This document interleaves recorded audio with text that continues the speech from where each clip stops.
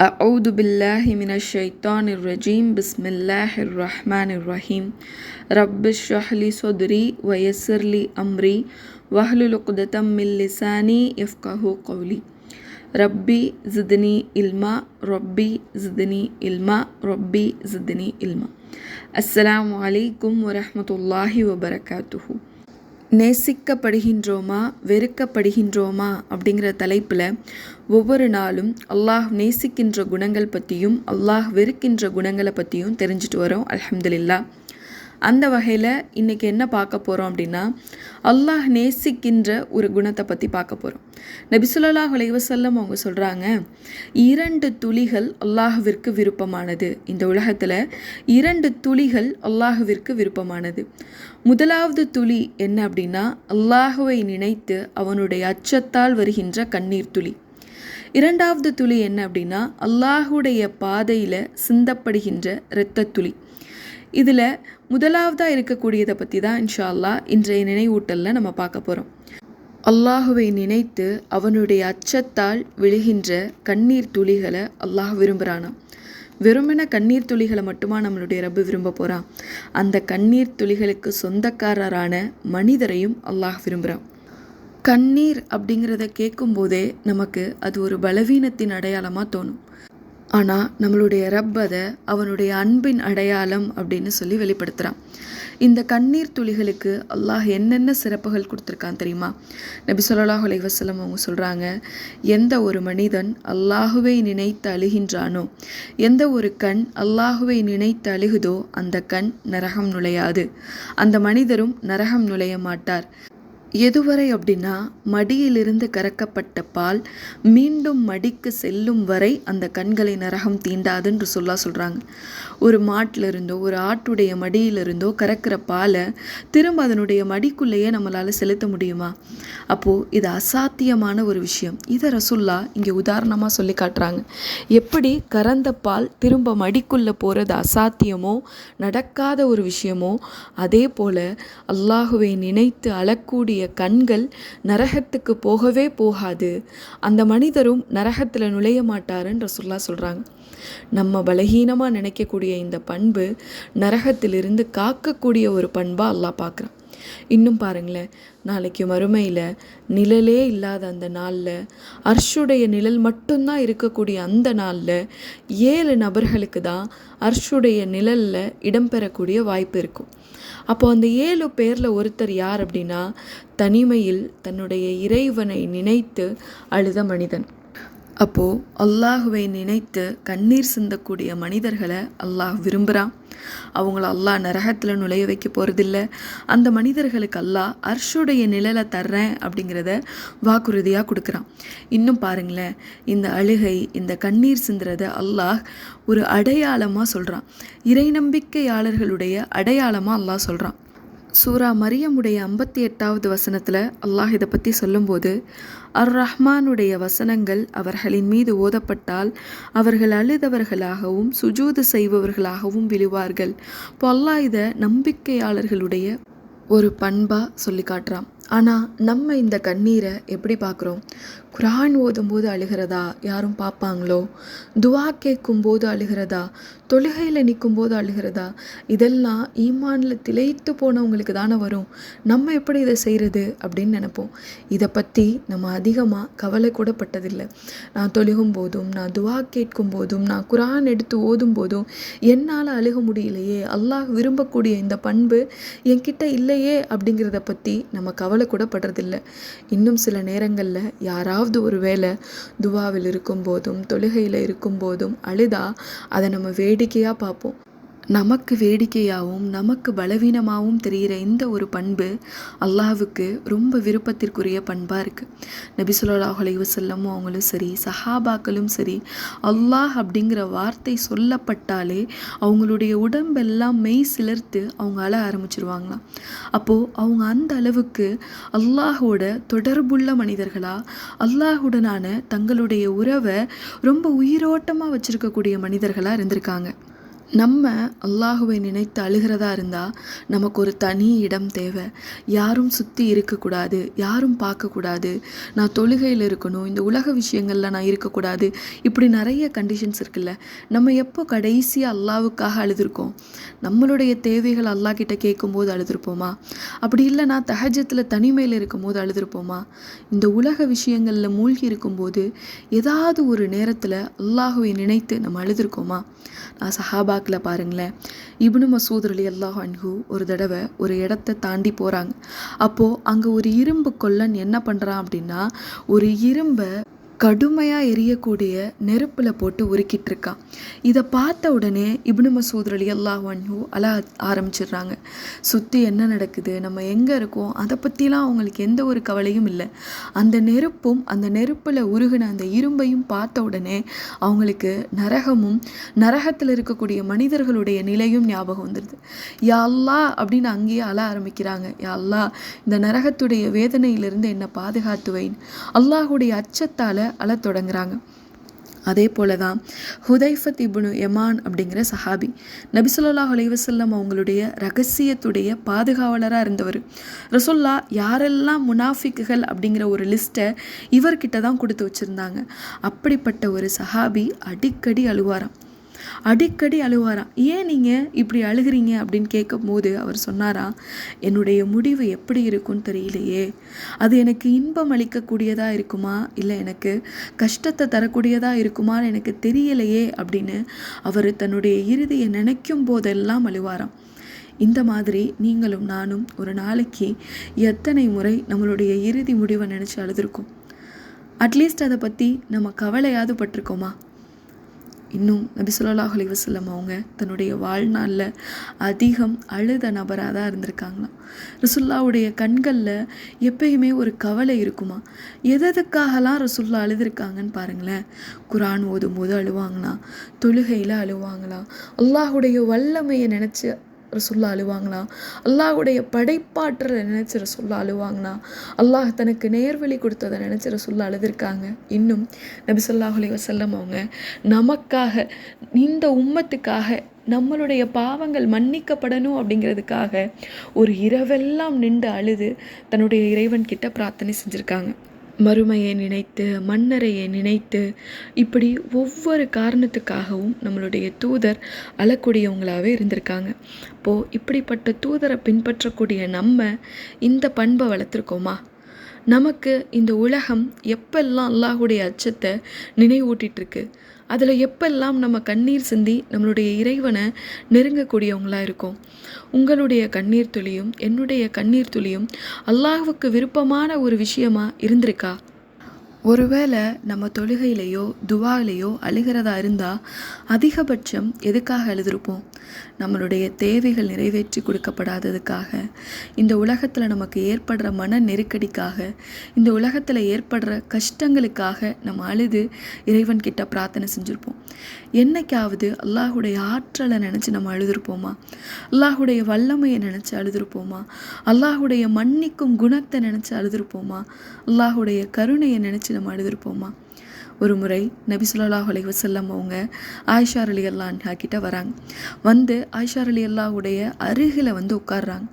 உட்கார்ந்துட்டு ஆயிஷா ரலியல்லாஹு அன்ஹா கிட்ட சொல்கிறாங்க, நான் உன்னை நேசிக்கிறேன், அதை விட என்னுடைய ரப்பை அதிகம் நேசிப்பதற்கு நான் ஆசைப்படுறேன் அப்படின்னு சொல்லிட்டு ஒளி செஞ்சுட்டு தொழுக போய் ரசூல்லா நின்றுறாங்க. நின்று இரவில் ரசூல்லா நின்று வணங்குறாங்க. பார்த்தா ரசூல்லா அழ ஆரம்பிக்கிறாங்க. அழுது அவங்களுடைய தாடி ஃபுல்லாக நனைஞ்சிருது. ரசூல்லா சுஜூதில் விழுறாங்க, சுஜூதில் அழுகிறாங்க. அழுகும்போது அவங்க சஜிதா செய்யக்கூடிய இடமே அப்படியே நனைஞ்சு போயிடுதுன்னு ஆயிஷா ரலியல்லாஹு அன்ஹா அறிவிக்கிறாங்க. இப்போ இப்படி நபி ஸல்லல்லாஹு அலைஹி வஸல்லம் அவங்க எப்பயும் அழுவாங்க, ஆனால் இன்னைக்கு ரொம்ப அழுகிறாங்க. அவங்களுடைய தாடிகள் நனைஞ்சு சஜிதா செய்யக்கூடிய இடம் நனைகிற அளவு ரசூல்லா அழுகிறாங்க. அப்போது பிலால் ரலியல்லாஹு அன்ஹு அங்கே வராங்க. எதுக்காகனா ஃபஜருடைய நேரம் வந்துருச்சு, ரசூல்லாவை ஃபஜர் தொழுகைக்கு அழைக்கிறதுக்காக வராங்க. அப்போ வந்த உடனே ரசூல்லா அழுகிற அந்த காட்சியை பார்த்து பிலால் ரலியல்லாஹு அன்ஹு அப்படியே நிற்கிறாங்க. ரசூல்லா எப்பயும் அழுவதுண்டு, ஆனால் இந்த காட்சி அவங்க ரொம்ப அழுத நிலையில் இருக்காங்க. இதை பார்த்த உடனே பிலால் ரலியல்லாஹு அன்ஹு நபி ஸல்லல்லாஹு அலைஹி வஸல்லம் அவங்க கிட்ட கேட்குறாங்க, யா ரசூலுல்லாஹ் நீங்கள் எதுக்காக அழுதீங்க அப்படின்னு. இப்போ ரசூலுல்லாஹ் சொல்கிறாங்க, பிலாலே எனக்கு அருளப்பட்டது உங்களுக்கு தெரிந்திருந்தால் நீங்களும் அழுவீர்கள் அப்படின்னு சொல்லிட்டு ஆல இம்ரானுடைய 190 191வது வசனத்தை நபி ஸல்லல்லாஹு அலைஹி வஸல்லம் அவங்க ஓதி காட்டுறாங்க. நிச்சயமாக வானங்கள் பூமி ஆகியவற்றின் படைப்பிலும் இரவும் பகலும் மாறி மாறி வருவதிலும் அறிவுடையோருக்கு திடமாக அத்தாட்சிகள் பல இருக்கின்றன. அத்தகையோர் நின்ற நிலையிலும் இருந்த இருப்பிலும் தங்கள் விலாப்புறங்களில் சாய்ந்திருக்கும் போதும் அல்லாஹுவை நினைவு கூர்ந்து துதிக்கிறார்கள். வானங்கள் பூமி ஆகியவற்றின் படைப்பையும் பற்றி சிந்தித்து, எங்கள் இறைவனே, இவற்றையெல்லாம் நீ வீணாக படைக்கவில்லை, நீ மகா தூய்மையானவன், நரக நெருப்பின் வேதனையிலிருந்து எங்களை காத்தருள்வாயாக அப்படிங்கிற வசனம். இதை ஓதும்போது நமக்கு என்ன தோணுது? நம்மள பலருக்கு இந்த ஆல இம்ரானுடைய கடைசி வசனங்கள் மனனமாக கூட இருக்கலாம். இதில் என்ன இருக்குன்னு நபி ஸல்லல்லாஹு அலைஹி வஸல்லம் அவங்க அழுதாங்க அப்படின்னு நமக்கு தோணலாம். நரக நெருப்புடைய கொடுமை இல்லையே, மறுமையை பற்றி சொல்லப்படலையே, ஆனால் ஏன் ரசூலுல்லாஹ் இதில் அழுதாங்க அப்படின்னா அல்லாஹுடைய ஆற்றல். இரவையும் பகலையும் மாறி மாறி வரச் செய்தது அல்லாஹுடைய ஆற்றல். இந்த உலகத்தை படைத்தது அல்லாஹுடைய ஆற்றல். இது எல்லாத்தையும் அல்லாஹ் யாருக்காக படைச்சிருக்கான்? மனிதனுக்காக படைச்சிருக்கான். இதை எப்போ ஒரு மனிதன் உணர்றானோ அவன் தன்னுடைய ரப்பை எல்லா நிலையிலும் துதிப்பான் அப்படிங்கிற அந்த வசனத்தை நபி ஸல்லல்லாஹு அலைஹி வஸல்லம் அவங்க உணர்ந்து தன்னுடைய ரப்புடைய ஆற்றலை நினைச்சு ரசூலுல்லாஹ் அழுதுருக்காங்க. இன்னும் பாருங்களேன், நம்ம வீரராக நினைக்கக்கூடிய உமர் ரலியல்லாஹு அன்ஹு, ஷைத்தானே அவங்கள பார்த்தா விரண்டு ஓடுவானாம். அப்போது அப்படிப்பட்ட உமர் ரலியல்லாஹு அன்ஹு தன்னுடைய தொழுகையில் ஒரு வசனத்தை ஓதி அழுதுருக்காங்க. ஒரு நாள் உமர் ரலியல்லாஹு அன்ஹு தொலை வைக்கும்போது சூரா யூசுஃபை ஓதிட்டே இருக்கும்போது யூசுஃபுடைய 86வது வசனத்தை ஓதுறாங்க. இன்னமா அஷ்கு பஸ்ஸி வஹுஸ்னி இலல்லா, என்னுடைய சஞ்சலத்தையும் கவலையையும் அல்லாஹ்விடமே முறையிடுகின்றேன் அப்படின்னு யாக்கூப் அலைஹிஸ்ஸலாம் சொன்ன அந்த வார்த்தையை ஓதுறாங்க. அந்த வசனம் வந்த உடனே உமர் ரலியல்லாஹு அன்ஹு தன்னுடைய ஓதுதலை நிப்பாட்டிட்டு அழ ஆரம்பிச்சிடுறாங்க. எந்த அளவுக்கு அழுறாங்க அப்படின்னா, அப்துல்லா இப்னு சத்தாத் அப்படிங்கிற சஹாபி சொல்கிறாங்க, உமர் ரலியல்லாஹு அன்ஹு தன்னுடைய சப்தம் நின்று போகிற அளவுக்கு, நம்ம ரொம்ப அழுதோன்னா ஒரு கட்டத்தில் அப்படியே குரல் உடைஞ்சு நின்றும்ல, அந்த அளவுக்கு உமர் ரலியல்லாஹு அன்ஹு அழுகிறாங்க. அவங்களுடைய அந்த அழுகை சத்தம், அவங்களுடைய அந்த முனங்கல் சத்தம், அவங்க தேம்பி தேம்பி அழுறது பின்னாடி இருக்கக்கூடிய நபர் வரைக்கும் கேட்டுச்சு அப்படின்னு சொல்லி சொல்கிறாங்க. அப்போது யாக்கூப் அலைஹிஸ்ஸலாத்துடைய மகன்கள் யாக்கூப் அலைஹிஸ்ஸலாத்துக்கிட்ட சொல்கிறாங்க, நீங்கள் யூசுஃபை நினைத்து அழுது அழுது உங்களுடைய கண்களையே பாழாக்கிக்கிற அளவு நீங்கள் அழுதுருக்கீங்களேன். அப்போது அவங்களுடைய தந்தை சொல்கிறாங்க, நான் எதையும் உங்கள் முன்னாடி அழலையே, உங்ககிட்ட நான் எதையுமே புலம்பலையே, என்னுடைய கவலையும் என்னுடைய கஷ்டத்தையும் நான் இறைவன் கிட்ட தானே முறையிட்டேன் அப்படின்னு சொல்கிறாங்க. இப்போ இந்த வசனம் உமர் ரலியல்லாஹு அன்ஹுக்கு அழுகையை வர வச்சிருச்சு. ஏன்னா அவங்க அல்லாஹ்வுடனான அவ்வளோ ஒரு டீப்பான ஒரு உறவில் இருந்தாங்க. அல்லாஹ் கிட்ட மட்டுமே தன்னுடைய கஷ்டங்களையும் முறையீட்டுகளையும் சமர்ப்பிக்கக்கூடிய மனிதர்களாக இருந்தாங்க. அப்போது இப்படி சின்ன சின்ன நிகழ்வுகளில் தொடங்கி குர்ஆன் வசனங்கள், தொழுகைகள், இந்த உலகத்தில் இருக்கக்கூடிய நிகழ்வுகள்னு ஒவ்வொன்றும் உன்னத தோழர்களுக்கும் நம்மளுடைய நேசருக்கும் அல்லாஹுவை நினைத்து கண்ணீர் சிந்துவதற்கான வாய்ப்புகளை ஏற்படுத்துச்சு. ஆனால் உங்களுக்கும் எனக்கும் அல்லாஹுவை நினைத்து கண்ணீர் சிந்துறதுக்கான வாய்ப்பு நமக்கு ஏற்பட்டிருக்கும். எத்தனை முறை நம்ம அல்லாஹுவை நினச்சி அழுதுருப்போம். அவனுடைய அன்பை நினச்சி, அவன் மன்னிக்கக்கூடிய தன்மையை நினச்சி, அவன் கேள்வி கேட்கக்கூடிய நாளை நினச்சி, அவனுடைய கோபத்தை நினச்சி எத்தனை நாள் நம்ம அழுதுருப்போம். நம்மளுடைய மரணத்தை நினைத்து, யா அல்லாஹ், யா அல்லாஹ், முற்றிலும் உனக்கு கட்டுப்பட்ட மனிதனாக என்னை மரணிக்கவை, நான் மரணிக்கும் தருவாயில் என்னுடைய உள்ளத்திலிருந்து இஸ்லாத்தை எடுத்துடாத அப்படிங்கிற கவலையில் எத்தனை நாள் நம்ம அழுதுருப்போம். உலக விஷயங்களுக்காகவே பெரும்பாலும் நம்ம அழுகையை செலவு செஞ்சுருப்போம். அப்போது அதுக்காக அழக்கூடாதா? அப்போ அதுக்காக நம்ம அல்லாஹ் கிட்ட அழவே கூடாதா அப்படின்னு கேட்டால் அழலாம்.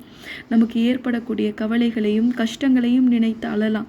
ஆனால் அதுலேயும் நம்மளுடைய ரப்பை தான் நம்ம நினைவு கூறக்கூடியவங்களாக இருக்கணும்.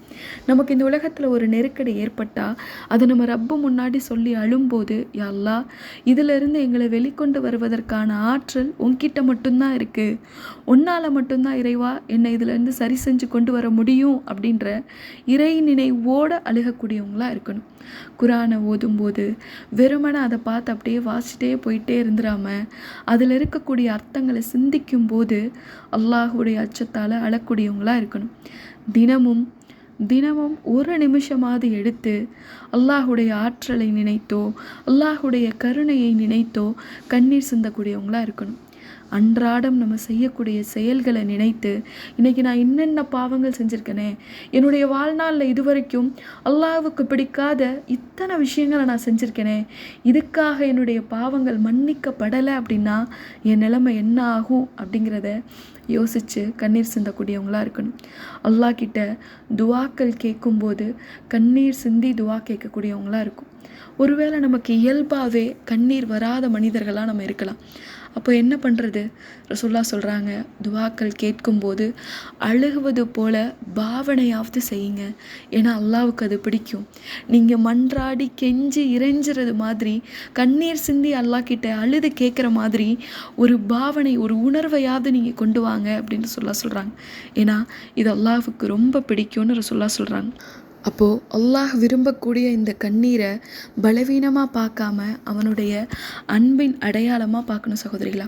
அல்லாஹ்வை நம்ம அதிகமாக நேசிக்கும் போது தான், அல்லாஹ்வை பற்றி அதிகமாக நம்ம தெரிஞ்சுக்கும் போது தான் இந்த கண்ணீர் நம்ம கண்கள்லேருந்து வரும். இது ஈஸியாக நடக்கிற ஒரு விஷயம் கிடையாது. நம்ம நினச்ச உடனே அல்லாஹ்வை நினச்சி நம்மளால் அழுதுற முடியாது. அல்லாஹ்வை உணரும் போது, அல்லாஹுடைய தன்மைகளை நம்ம ஆழமாக உணரும் போது தான் இந்த அழுகை வெளிப்படும். அப்போது அல்லாஹுடைய அன்பின் அடையாளமாக வெளிப்படக்கூடிய கண்ணீரை, இறை நினைவுடைய அடையாளமாக இருக்கக்கூடிய இந்த கண்ணீரை அல்லாஹுவிற்காக தினசரி சிந்தக்கூடியவங்களாக இருப்போம் இன்ஷா அல்லாஹ். உமர் ரலியல்லாஹு அன்ஹு சொல்கிறாங்களே, இந்த உலகத்தில் இருக்கக்கூடிய எல்லா மனிதனும் சுவனத்துக்கு போவார் ஒருத்தரை தவிர அப்படின்னு மறுமையில் அறிவிப்பு கொடுத்தா, அந்த ஒருவனாக நான் இருந்துடக்கூடாது அப்படிங்கிறத நினச்சி நான் அதிகம் அழுது என்னுடைய இறைவன்கிட்ட பிரார்த்தனை செய்வேன் அப்படின்னு சொல்கிறாங்க.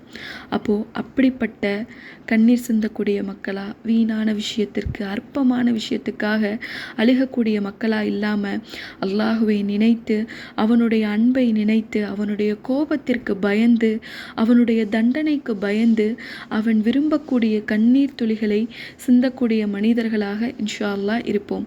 இதுக்கான வாய்ப்பு ரமலான் நமக்கு அதிகமாக ஏற்படுத்தி கொடுத்துருக்கு. தஹஜ்ஜுடைய நேரத்தில் நம்ம எழும்போது 2 ரக்காய் தொழுது அழுது அல்லாஹ் கிட்ட ஒவ்வொரு நாளும் பிரார்த்தனை செய்யக்கூடியவங்களா இருக்கணும் இன்ஷா அல்லாஹ். இப்படி நம்ம அழுவதால் அல்லாஹ்வுக்கு எந்த பயனும் இல்லை. ஆனால் நமக்கு இதன் மூலமாக நிறைய பயன்கள் இருக்குது. இறைவன் முன்னாடி மனம் திறந்து சஜிதால அழுது துவா செஞ்சு பாருங்களேன். உங்களுடைய உள்ளம் ஒரு மென்மையான ஒரு தன்மையை உணரும். ஒரு லேசான ஒரு உணர்வாக இருக்கும். நம்மளுடைய கஷ்டங்களையும் கவலைகளையும் துன்பங்களையும் நம்மளுடைய இயலாமையையும் நம்மை விட ஆற்றலுடையவனுடைய கையில் ஒப்படைச்சிட்டோம். நம்மளால் இதை சரி பண்ணவே முடியாது, ஆனால் யார் இதை சரி செய்வானோ அவனுடைய கையில் இதை ஒப்படைச்சிட்டோம் அப்படிங்கிற ஒரு நிம்மதி நம்மளுடைய மனசுக்கு ஏற்படும். அப்போது அல்லாஹ்வுக்கு விருப்பமான, அல்லாஹோட நம்மளை நெருங்க வைக்கக்கூடிய, மறுமையில் அர்ஷுடைய நிழலை பெற்றுத்தரக்கூடிய, இந்த உலகத்தில் நம்மளுடைய மனதை இலகுவாக வச்சுக்கக்கூடிய இந்த கண்ணீர் துளிகளை தினமும் அல்லாஹ்விற்காக சிந்தக்கூடிய மனிதர்களாக அல்லாஹ் உங்களையும் என்னையும் ஆக்கியவர்லனும் இன்ஷா அல்லாஹ். இறுதியாக ஒரு பிரார்த்தனையோட இந்த நினைவூட்டலை நிறைவு செய்கிறேன். இறைவா, உலகத்திலும் மறுமையிலும் என் உற்ற தோழன் நீயே. உனக்கு முற்றிலும் கீழ்ப்படிந்த நிலையில் என் உயிரை கைப்பற்று. சான்றோர்கள் சீரார்களோடு என்னை இணைத்துவிடு. அஸ்ஸலாமு அலைக்கும் வரஹ்மத்துல்லாஹி வபரகாத்துஹு.